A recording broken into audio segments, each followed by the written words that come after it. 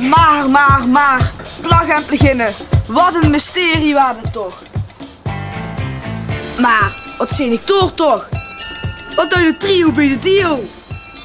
Laten we eens gaan kijken. Loop met me mee.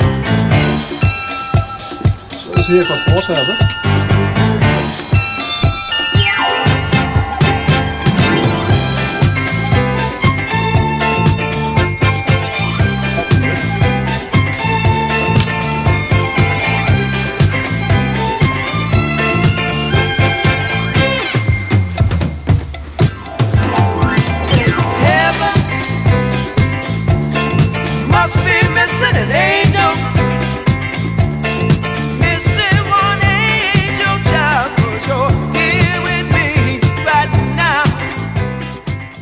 Heren, goedemiddag.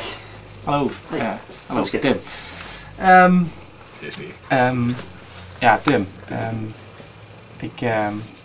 Ik heb volgende week een trio. Ja. En ja, is dit voor mij misschien... Viagra. Nee, dat was wel voor de ketsen. Ja.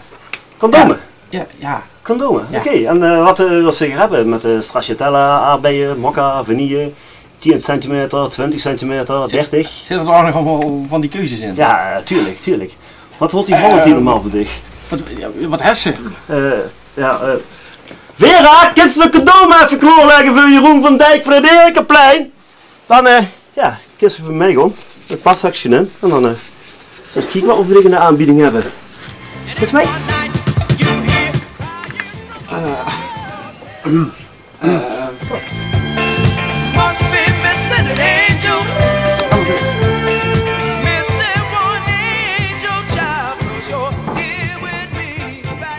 Ja, dat is wel duidelijk hè. Mootje smurf, maar ik kan je wel adviseren om ook nog even een knopje in te leggen, dan past het beter. Ja, beste plag en plaginnen. Dit wordt mij iets te intiem.